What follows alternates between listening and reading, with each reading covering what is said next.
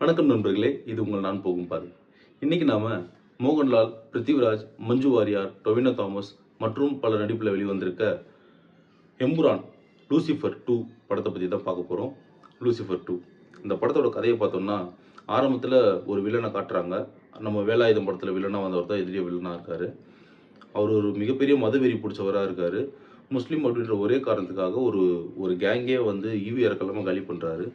அந்த சீன் அப்படியே கட் பண்ணிவிட்டு கேரளா நிகழ்காலத்தில் வந்தால் ஃபர்ஸ்ட் பார்ட்டில் மோகன்லால் ஃபேமிலிக்கு நடந்த பிரச்சனையை அவர் வந்து தீர்த்து வச்சுட்டு திருப்பி கிளம்பி போயிடுவார்.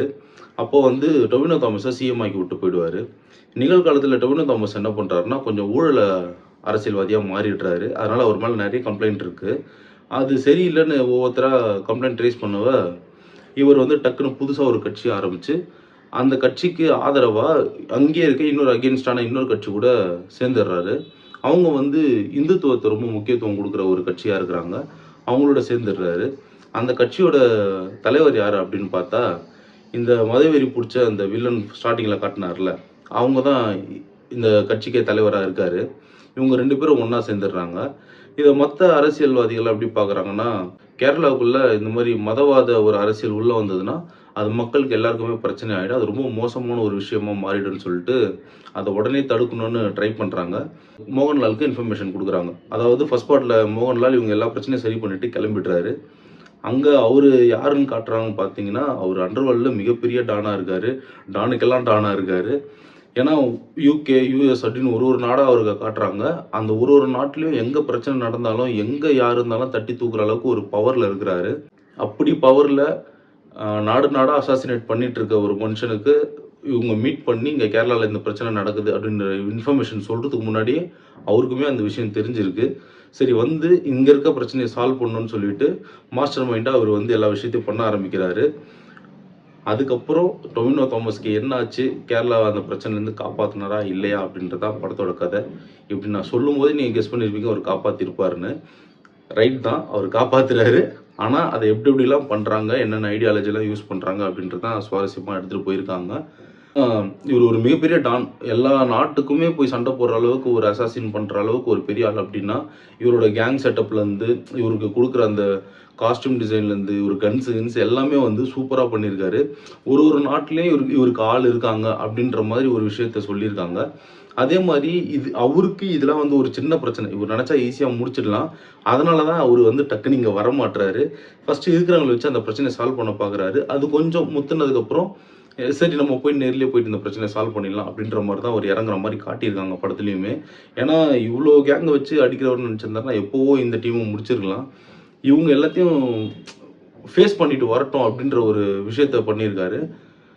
அதுவுமே கொஞ்சம் நல்லா இருந்தது. அந்த மாதிரி ஒரு கான்செப்ட்டுமே ஸ்டார்டிங்கில் படம் பார்க்கும்போது சுத்தமாக புரியாது. ஏன்னா ஃபஸ்ட்டு ஒரு சீனை காட்டுவாங்க, அதுக்கப்புறம் வேற ஒரு சீனு, அதுக்கப்புறம் வேற ஒரு சீனு. எந்த ஒரு சீனுக்குமே லிங்க் இருக்காது. செகண்ட் ஹாஃபில் தான் எல்லாத்தையுமே லிங்க் பண்ண ஆரம்பிப்பாங்க. அப்போ தான் ஒரு ஒரு கதையாக புரிய ஆரம்பிக்கும். இதுக்கு தான் இந்த சீனை வச்சாங்களா அப்படின்ற மாதிரி. கேப்பே இல்லாமல் பிஜிஎம்மை போட்டு அடிச்சு நொறுக்கியிருக்காரு. பிஜிஎம்க்கு கண்டிப்பாக 100 மார்க்ஸ் கொடுத்துடலாம். சூப்பராக பண்ணியிருக்காங்க. படத்தில் நெகட்டிவ் அப்படின்னு பார்த்தோம்னா, படத்தை ஒரு 3 மணி நேரம் படமாக எடுத்திருக்காங்க. 3 மணி நேரம் படத்தில் ஸ்லோ மோஷன் ஷாட் மட்டுமே ஒரு 1/2 ஹவருக்கு வந்திருக்கும். இதில் என்ன பிரச்சனை ஆயிடுச்சுன்னா, ஹீரோ இன்ட்ரோ பண்ணுறாங்க, ஒரு ஸ்லோ மோஷன் போட்டாங்க, முடிஞ்சிடுச்சு. ஒரு ஒரு வாட்டியும் ஹீரோ வரும்போது அவருக்கு ஸ்லோ மோஷன் ஷார்ட்ஸாக போட்டுட்ருக்காங்க. வில்லனுக்கும் போட்டுட்ருக்காங்க. சைடில் ஏதாவது கேரக்டர் இன்ட்ரடியூஸ் பண்ணுறாங்கன்னா அவங்களுக்கும் போட்டுட்ருக்காங்க.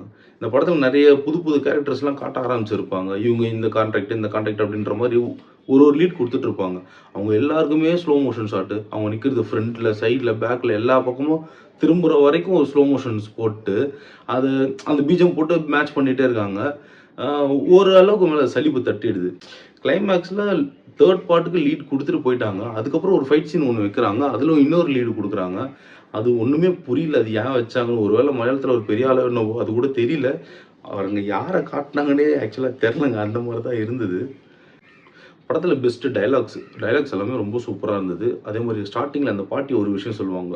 அரசியல்ன்றது ஒரு விற்பனை பண்ணுற ஒரு விஷயம். அதில் மதத்தையும் ஜாதியும் வந்து ஒரு விற்பனை பொருளாக தான் பார்க்குறாங்க. அதை ஆள்லாம் கிடையாது அப்படின்ற மாதிரி அந்த பாட்டி ஒரு விஷயம் சொல்லுவாங்க. அது சூப்பராக இருந்தது. அந்த டைலாகில் ஸ்டார்ட் பண்ணி கிளைமேக்ஸ் டைலாக் வரைக்கும் எல்லாமே நீட் அண்ட் க்ளீனாக இருந்தது.